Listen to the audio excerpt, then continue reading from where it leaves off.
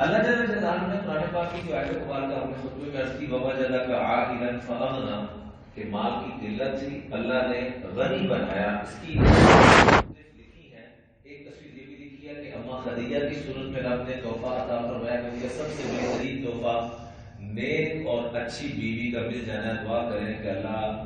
جہاں جہاں بھی جو جو جوڑے آباد ہیں یا ہونے والے ہیں، اللہ سب کو اماں خدیجہ کی خوبیوں کا کوئی ذرہ ہر عورت کو نصیب فرمائے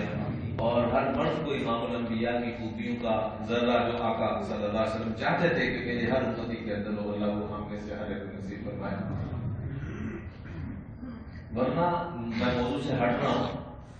ورنہ میاں بیوی ہوں اور ایک دوسرے کے سکون کا ذریعہ نہ بنے تو وہ میاں بیوی نہیں ہے، وہ جانور ہے. کیونکہ قرآن جھوٹا، بولیے قرآن جھوٹا. قرآن کیا کہتا ہے؟ ازواجا لتسکنوا الیہا، میاں بیوی کا رشتہ تو میں نے سکون کے لیے بنایا. جہاں سکون ہی نہیں ہے، ماں باپ میں سکون نہیں، میاں بیوی میں سکون نہیں، آپس میں سکون نہیں ہے میاں بیوی کا، تو وہ رشتہ نہیں ہے، وہ جانوروں کا ایک چڑیا گھر کیا ہے، ایک جنگل کے اندر کچھ لوگ جنگلی اکٹھے ہو گئے، اور چاہے وہ دنیا کے سب سے بڑے عہدے پہ یا دین کے سب سے بڑے عہدے پہ. اگر دین کا نظام بیچ میں موجود ہے، سکون والا معاملہ موجود ہے، تو آپ سمجھ لیں کہ سب کچھ موجود ہے.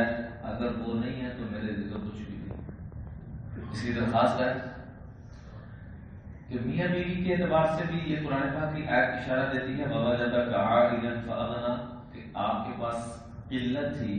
ہم نے خدیجہ کی صورت میں بیوی آپ کو عطا فرمائی. اور ایک ترجمہ یہ بات ہے کہ مالی اعتبار سے کیونکہ اس خاندان کے شروع سے ہی حالات واقعات اور دو مہینے چولہا نہ جلنا میرے آپ کے سامنے ہے، فقر و فاقے کی کیفیت، تاکہ بعد میں آنے والے یہ اعتراض نہ کر سکیں کہ وہاں تو ساری سہولتیں تھی، ہمیں کیا ملا. اس گھرانے کی